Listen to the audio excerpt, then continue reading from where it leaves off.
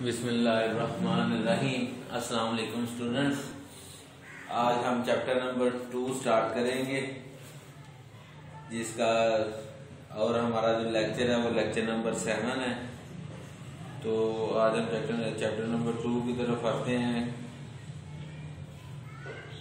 Basic concepts and terminology of database के basic concepts और terminology of database की कौन कौन सी टर्मिनोलॉजीज है, उसमें से जो फर्स्ट क्वेश्चन है वो ये है, how the records and files are constructed file management system. के रिकॉर्ड्स को और फाइल्स को कैसे फाइल मैनेजमेंट सिस्टम में बनाया जाता है। Construction of records and files. The traditional file management system use fields, records and files to organize data। अच्छा, हम पहले भी चैप्टर नंबर 1 के अंदर जिन बच्चों ने प्रीवियस लेक्चर अच्छी तरह से सुने हैं, उन्हें याद किया है, स्टडी किया है, तो उन लोगों को पता होगा कि हम फील्ड, रिकॉर्ड और फाइल के मतलब पहले भी काफ़ी तफसील के साथ पढ़ चुके हैं। लेकिन इसमें भी आगे तो चलो हम इसमें भी इसे पढ़ते हैं। तो पहले नंबर पे है फील्ड।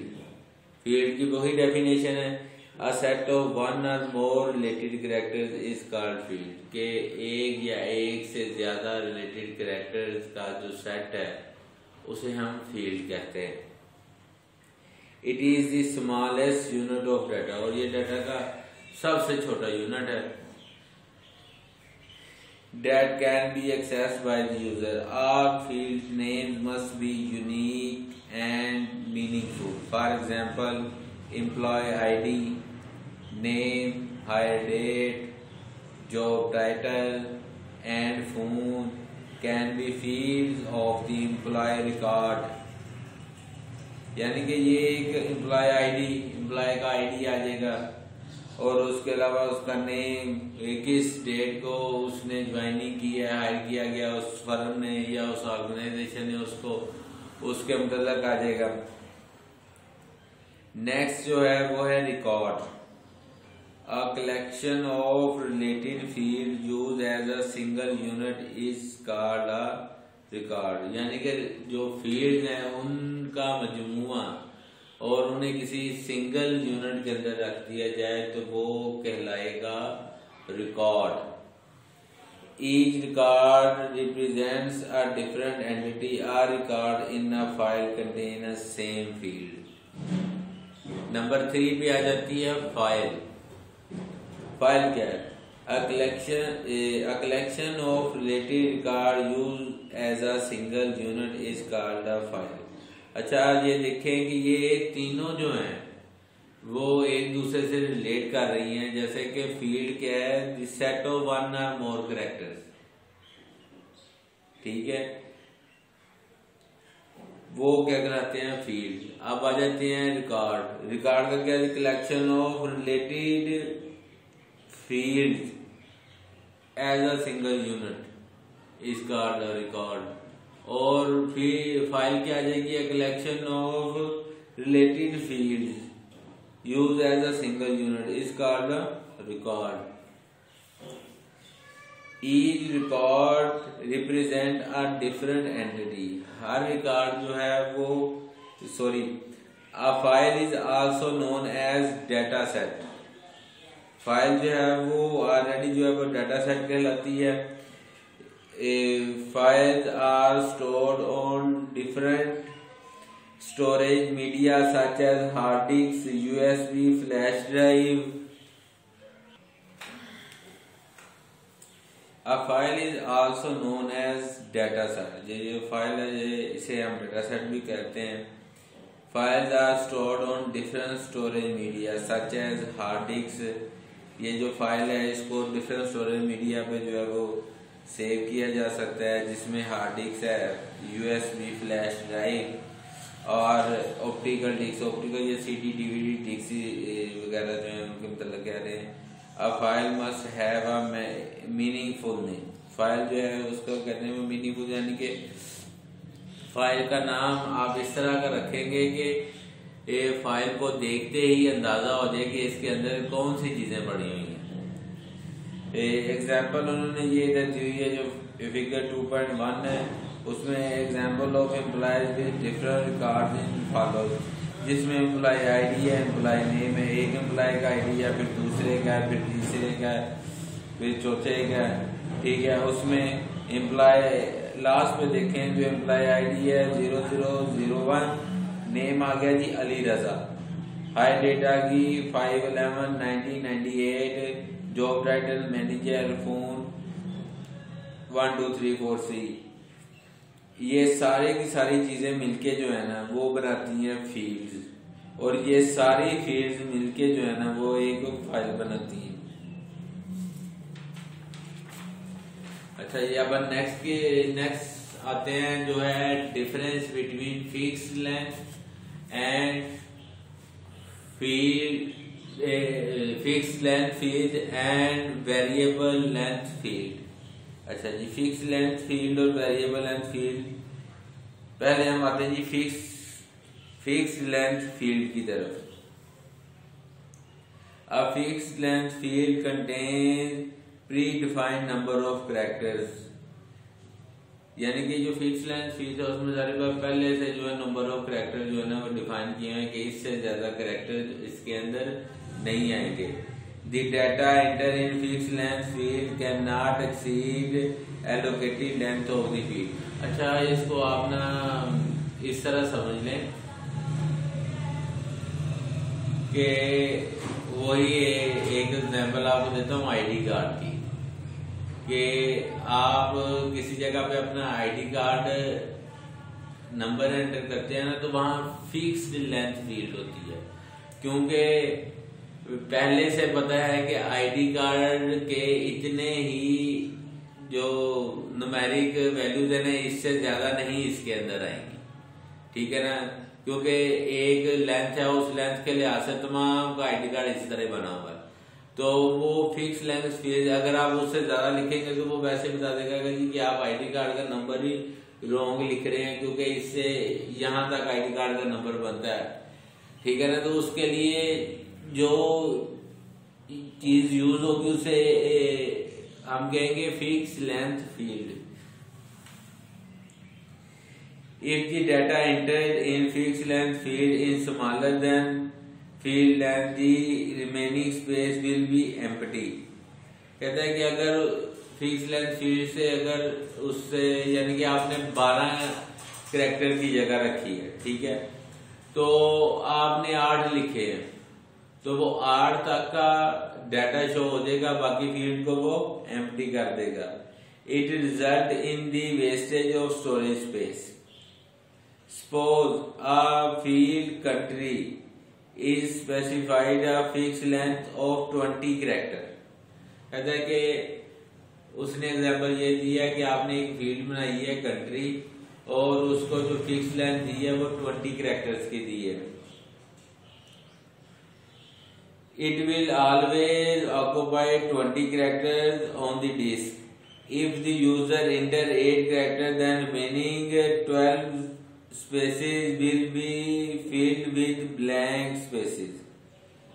यानी कि इस तरह है कि आपने 20 कैरेक्टर की फील्ड दे दी, उसमें से 8 कैरेक्टर तो आपने लिख लिए, एंटर कर दिए, और बाकी आपने नहीं लिखे, ठीक है ना। तो वो 8 कैरेक्टर फिल होने के बाद बाकी जो है ना फील्ड वो एम्प्टी शो हो जाएंगे, ठीक है। जैसे कि इधर आपके फिगर 2.2 पे उन्होंने एग्जाम्पल भी दिया है, पाकिस्तान लिखा है, पाकिस्तान के अलावा जो बाकी फील्ड थी वो एम्प्टी शो हो रही हैं। अब नेक्स्ट आ जाते हैं जो कि है variable length field. A variable length field does not contain pre defined number of character. जो वेरिएबल फील्ड है वो पहले से ही प्री डिफाइंड नहीं होती, बताया नहीं होता उसमें,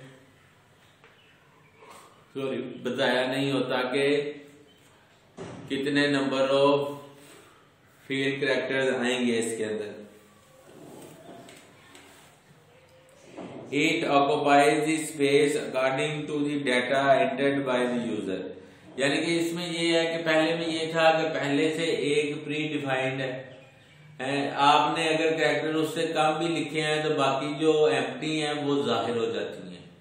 इसमें क्या है कि प्री डिफाइंड नहीं है, यानी कि यूजर जितने कैरेक्टर एंटर करेगा उस लिहाज से वो फील्ड बन जाएगी। The variable length field does not contain any extra blank spaces. Suppose the user entered Pakistan in city field. The field will occupy 8 characters in the memory. The field will occupy 4 characters if the user enter Iran.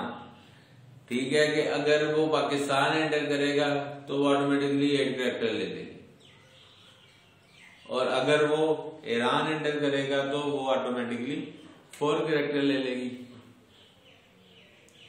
अब next पे आते हैं। Next है how the data is stored in related how the data is stored in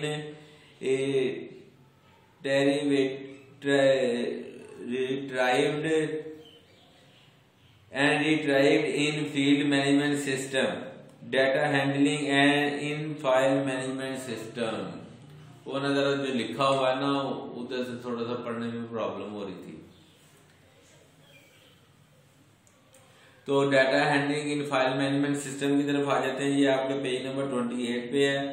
the file management system use files to store and retrieve data.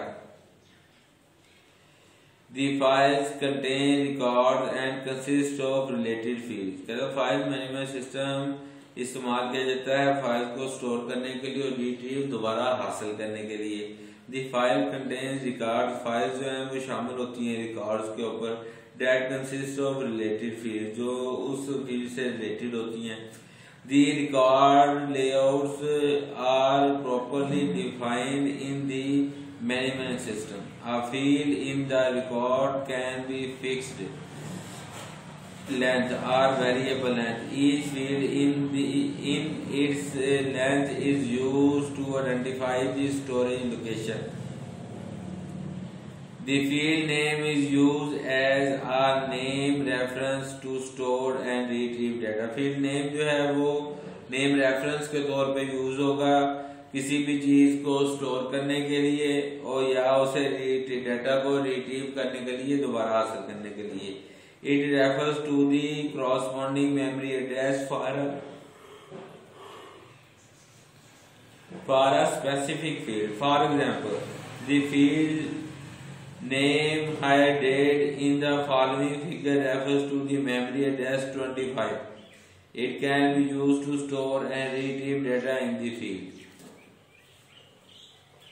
Next हमारा question है how the tables relation and form up in DBMS। Tables or relation. A table or relation is used to store information about an entity. Table या relation इसलिए इस्तेमाल होते हैं कि उसमें information store की जाए एंटिटी की। An entity is anything about which information is stored in the database. वो कह रहा है कि एंटिटी कोई भी चीज हो सकती है जिसकी इंफॉर्मेशन डेटाबेस के अंदर स्टोर की गई हो। एन एंटिटी में have many attributes with unique names. Each attribute must have one and only one value. Forming a relation। These relations are used to store information about an entity। They are formed according to the attributes of the entity about which the information is to be stored। Suppose that student information system has the following entities: student, teacher, course list, scholarship, timetable। यानी कि उसकी entity student, दूसरी teacher की, तीसरी course list के उन students को कौन कौन से कोर्स, ICS वालों के कौन कौन से हैं और FSC मेडिकल के कौन कौन से हैं, FSC नॉन मेडिकल के कौन कौन से हैं। उसके बाद स्कॉलरशिप, जैसे कि आपके कॉलेज में जिन बच्चों ने अच्छे मार्क्स लिए होते हैं वो उनकी फीस को जो है वो माफ कर दिया जाता है, यानी कि वो स्कॉलरशिप पे पढ़ रहे होते हैं। उसके अलावा टाइम टेबल है। The student entity can be defined in the form of database modeling as follows। student अब स्टूडेंट की एंटिटी में क्या क्या आएगा, स्टूडेंट का रोल नंबर आएगा, स्टूडेंट का नेम आएगा, स्टूडेंट की डेट ऑफ बर्थ आएगी, स्टूडेंट का एड्रेस आएगा, स्टूडेंट का फोन नंबर आएगा, स्टूडेंट का फादर नेम आएगा, स्टूडेंट के प्रीवियस मार्क्स भी हो सकते हैं इसके अंदर। The name student indicates the name of entity, student नाम जो है वो इस चीज के बारे में इशारा कर रहा है कि ये एंटिटी है स्टूडेंट्स की। The field in parentheses indicate the attributes of the entity. This definition of entity can be used to construct a relation easily. All attributes in the parentheses are covered into columns of relation as follows. जैसे कि ये एक table बना हुआ है, उसमें roll number आ रहा है, नेम आ रहा है, डेट ऑफ बर्थ आ रही है, एड्रेस आ रहा है और फोन आ रहा है, फोन नंबर यानी कि आ रहा है। All attributes in the above relation are called columns. कि जितने भी एट्रीब्यूट्स अब ऊपर वाले रिलेशन में दिए गए हैं जो फिगर 2.5 थी, उन्हें हम कॉलम्स कहते हैं। और all occurrence of records are known as rows. The rows are also known as tuple. अच्छा, ये इस चीज को याद रखें, ये MCQ में अक्सर आ जाता है। The rows are also known as tuples. The following table or relation can be constructed as part of database by using student entity. तो स्टूडेंट आज के लिए हमारा सिर्फ इतना ही लेक्चर था और इसे अच्छी तरह से याद कीजिए, और कोई भी इसमें प्रॉब्लम वगैरह हो तो आप मुझसे पूछ सकते हैं। आज के लिए इतना ही था, इंशाल्लाह नेक्स्ट लेक्चर के लिए कल हाजिर होंगे। अल्लाह हाफिज।